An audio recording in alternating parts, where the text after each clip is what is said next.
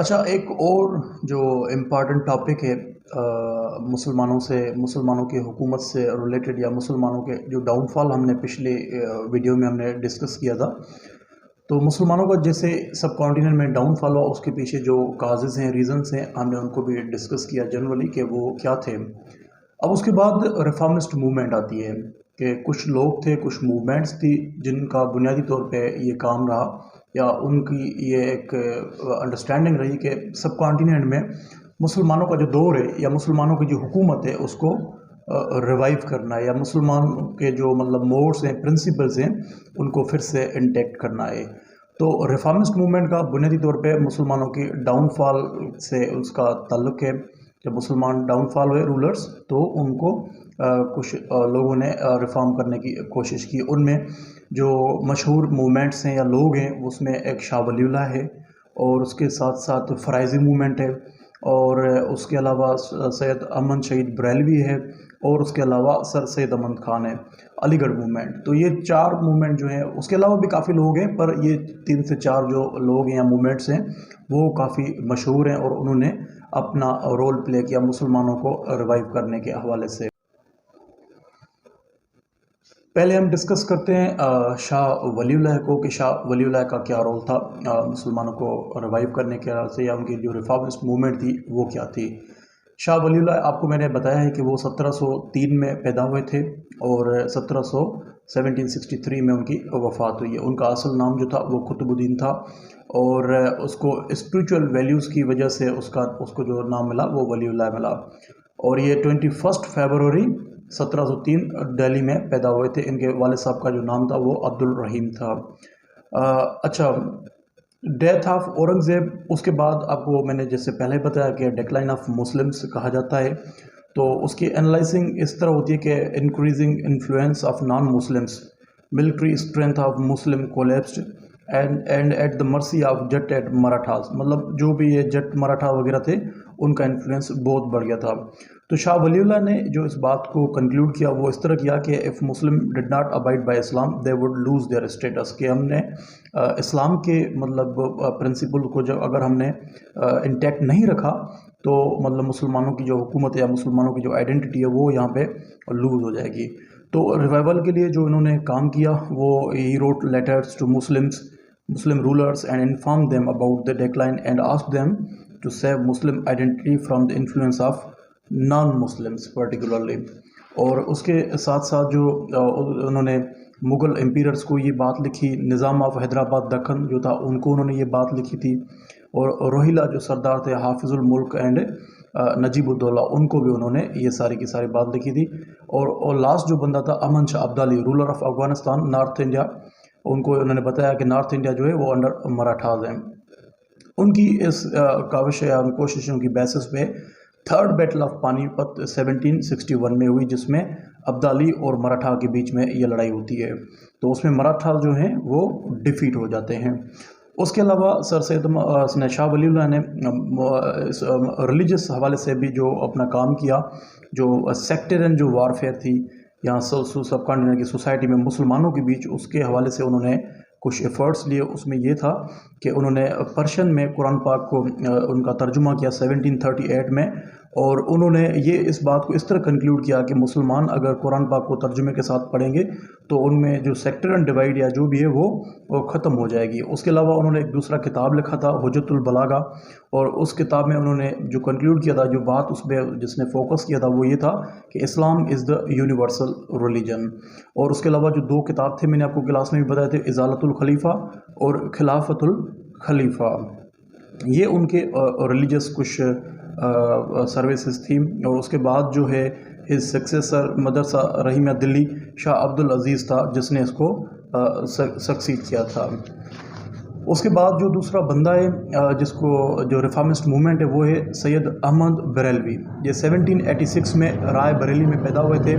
He was inclined towards military training influenced by Shah Waliullah and strong follower of Shah Aziz from whom he acquired religious education. Basically he was concerned about the downfall of Muslim in subcontinent। ये reformist movement है, ये reformer है, ये मतलब जो basic हमारी जो topic है उसी को हम डील कर रहे हैं। Is strong movement against polytheism and staunch follower of Tauhid. इनका जो बुनियादी मकसद था कि पॉलीथीज्म मतलब मैनी गॉड्स वाला जो कॉन्सेप्ट है उसके खिलाफ उन्होंने मतलब एक अपना आवाज़ उठाई, और उन्होंने वो तौहीद के मामले में मतलब वो स्ट्रांच फॉलोअर था कि हम तौहीद पे फोकस किया जाए। इसका जो आउटलुक था वो तहरीक मुजाहिदीन उसे कहते हैं, और इसकी जो मतलब फोर्स है उसको तहरीक मुजाहिदीन कहते हैं। उसके जो ऑब्जेक्टिव्स थे वो इस तरह थे कि पहला ऑब्जेक्टिव इसका था प्रीच तौहीद, दूसरा रिवाइव टीचिंग ऑफ इस्लाम, तीसरा revive state in sub continent according to principle of Islam, और चौथा protect Muslim to ideas those were contrary to Islam, चार और पांचवा जो था freedom from all evil forces by jihad. मतलब जिहाद का जो कॉन्सेप्ट था वो इन्होंने यहाँ पे उस पर उन्होंने फोकस किया। अब इनकी मूवमेंट किस तरह है कि domination of Sikh and Sikh कहाँ पर थी, वो पंजाब और NWFP में। ही स्टार्टेड जिहाद फ्रॉम देयर, ये इन्होंने वहाँ से मतलब अपना काम शुरू किया। सैयद इस्माइल शहीद जो थे वो भी उन्होंने भी इनको ज्वाइन किया। 1826 में ये सिंध आए थे पीर पगारों के पास, और उन्होंने उसको काफ़ी सपोर्ट भी किया, और हुर जो उसका फोर्स है हुर, वो उन्होंने भी उसको का सपोर्ट किया। और मतलब जहाज से जाने से मतलब पहले उन्होंने अपनी फैमिली जो है वो पीर पगारों के पास छोड़ी थी, और उसको इस बात का यकीन था कि ये फैमिली मेरी यहाँ पे प्रोटेक्ट रहेगी। दिसंबर 1826 नौशेरा केपी इनका हेडक्वार्टर बना मुजाहिदीन फोर्स का, और दिसंबर 21 near Akoda battle against Sikh, और उसमें सिखों को उन्होंने डिफीट किया। दूसरी जो बैटल हुई है वो हुई है हज़ारों में, और अगेन जो है इन्होंने मतलब मुसलमानों ने सिखों को वहाँ पे डिफीट दिया। और इसके बाद जो इसको टाइटल मिलता है वो अमीरुल मोमिनीन का टाइटल मिल रहा है। अच्छा, उसमें जो इसको जो हराना है या इसकी जो डिफीट हुई है उसमें एट्रोसिटीज़ ऑफ लीडर्स, उनमें पर्टिकुलरली जो रंजीत सिंह थे जिनका टेन्योर 1780 से लेके 1839 है, मतलब उनकी जो पूरी लाइफ जो यहाँ तक है, उन्होंने क्या किया, सरदार यार मोहम्मद एंड हिज ब्रदर सुल्तान मोहम्मद खान, उनको उन्होंने इसके खिलाफ इस्तेमाल किया। और उनका इस वक्त जो इनका जो हेड क्वार्टर था वो बालाकोट था, न्यू हेड क्वार्टर। 6 मई 1831 he was killed in clash with Sikh. 80,000 ये टोटल लोग थे, जिनमें से सिर्फ 300 लोग इनके बचे, बाकी सारे के सारे लोग मारे गए थे। तो ये थी उनकी सैयद अहमद शहीद बरेलवी की मूवमेंट जो उन्होंने अपना कोशिश की थी। अब उसके बाद जो लास्ट मूवमेंट है वो है फ़राइज़ी मूवमेंट। फ़राइज़ी मूवमेंट इसका जो बुनियादी तौर पे जो बेस है वो है बंगाल में। 1761 में हाजी शरीयतुल्लाह पैदा हुए थे फरीदपुर बंगाल में, और 1840 में वो उनकी वफ़ात हुई थी। इनका बुनियादी जो मकसद था deplorable state of religion among his people, मतलब बंगाल में इसका पूरा का पूरा इसकी स्ट्रगल रही है। और ही स्ट्रेस्ड ऑन इस्लामिक इंजेक्शंस कि भाई फ़राइज़ जो हैं, फ़र्ज़ जो हैं, उनकी बेसिस पे उन्होंने अपना फोकस किया, और इसी चीज़ की बेसिस पे इनकी जो मूवमेंट है उसको फ़राइज़ी कहते हैं कि मतलब हम फ़राइज़ी हैं। फ़राइज़ी मूवमेंट का नाम जो है वो फ़र्ज़ इंजेक्शन, इस्लामिक इंजेक्शन से इसका नाम लिया गया है। मोहसिन इलियास दुदुमिया, मोहसिन जिसको दुदुमिया भी कहते हैं, उन्होंने इसको सक्सीड किया। And he organised tenants against Hindu landlords, मतलब जो वर्कर्स हैं या पीजेंट्स हैं उनको उन्होंने इकट्ठे किया जो उनके साथ वहाँ पे हिंदू लैंडलॉर्ड्स जो उनके साथ ज़्यादतियाँ कर रही थी, तो उसके हिसाब से इन्होंने उनको कंबाइन किया। और इसी तरह इसको चैम्पियन ऑफ मुस्लिम टेनेंट्स इन बंगाल भी कहा जाता है। हिंदू और ब्रिटिश जो थे उन्होंने इकट्ठे होकर इनके खिलाफ फाइट की। बहरहाल इनका जो बुनियादी तौर पे जो काम रहा है वो बंगाल में ही रहा है।